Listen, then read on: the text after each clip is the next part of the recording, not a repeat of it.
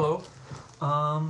This is Wednesday, April 8th, and this is segment 18 of my Bible study blog, starting with 6:1.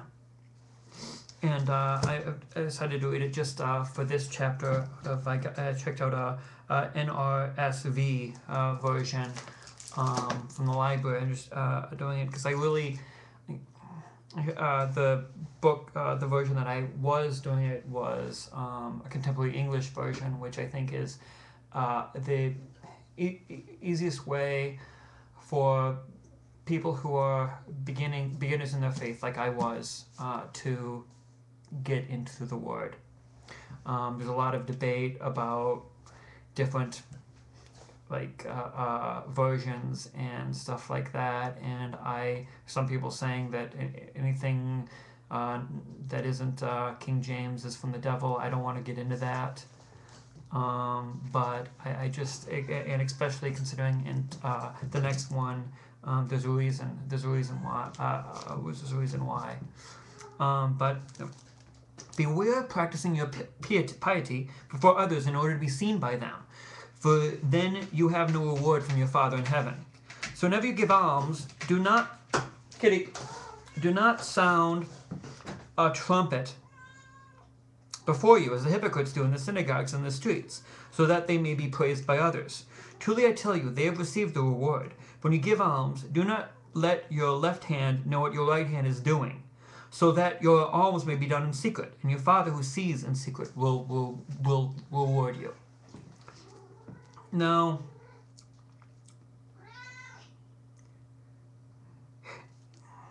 we are human beings. We like to get praise by our fellow human beings. And I know sometimes when I donate to charity or something like that, there's the urge to someone know, and it's kind of like, see, aren't I a good person? But I mean, that's not the reason why you're doing it. You're doing it to help someone who's less fortunate than you. And this kind of gets me into some trouble, because I want people to know what I'm doing for the good of the Father, for the good of the kingdom. Say that, I mean, Christianity is doing good things. I mean, we are helping feed the homeless in a place called Luke House here in Madison, helping sponsor children in Africa, and those are just two examples that come to mind. But it's a very dangerous road, whether you do it and tell people for the glory of the Father, but not for the glory of yourself. But I mean, this makes me sound that, I mean, especially it makes it sound that you should do it in secret, which I'm very interested to get, like, what your ideas, what your guys' take on this is, because I mean, of reading about ancient Jerusalem and of the ancient Jews, the wealthy and elite wanting to be noticed, and I mean, making a huge display. And I mean, this goes in later. One of the things I really wish I could do is, I don't have that good of a memory, and the widow's moat, of who just 2 pennies, but that was all the money that she had, and she gave more than the Pharisees before her, that gave that gave bigger amount. Mark 12:41. Truly I tell you, this poor widow has put in more than all those who are contributing to the treasury. For all of them have contributed out of abundance, but she out of her poverty, and has put in everything she had, and she had to live on. And, I mean,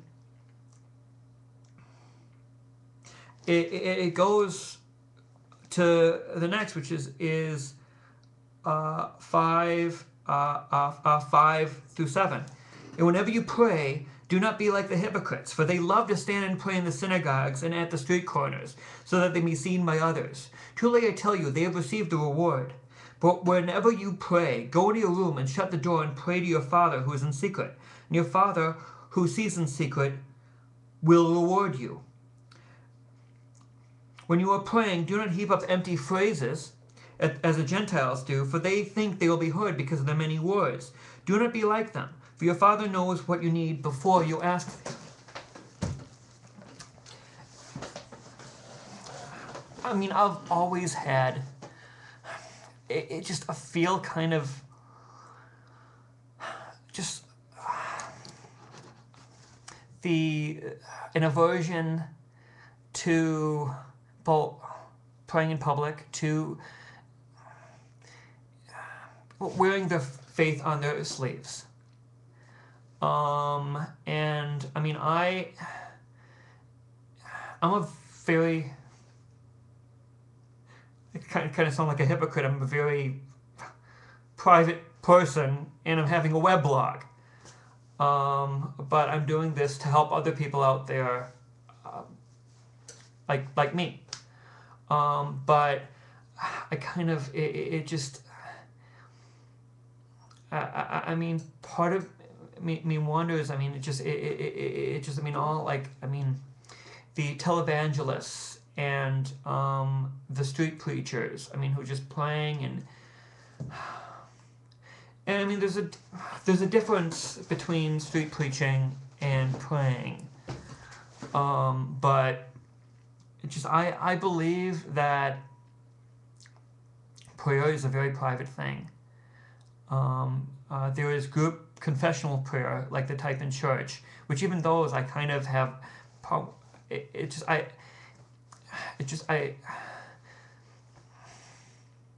it's not that I feel guilty or ashamed or weird. It just, I don't know. I mean, part of me thinks that it might be a little bit selfish. I don't know. My prayers are very personal. I mean, it's like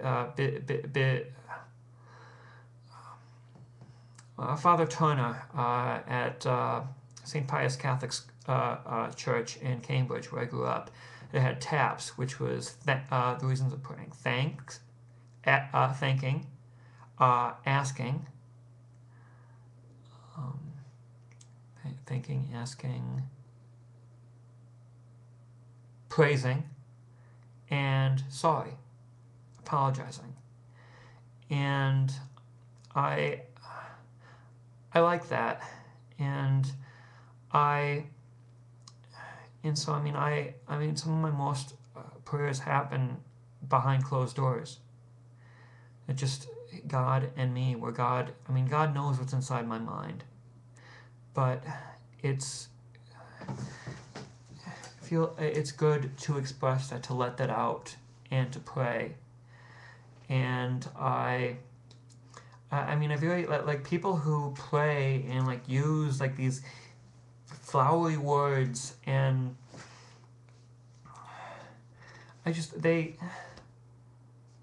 I'm wondering, is it for the good of God or for the good of themselves, for the good to be noticed? And I know I can't judge other people, but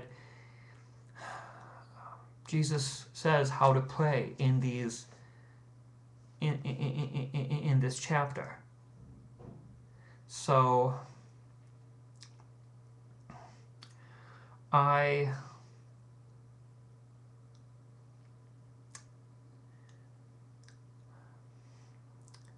I am getting better sharing my faith with other people and praying. People with the Bible study is helping me do that as well. So thank you.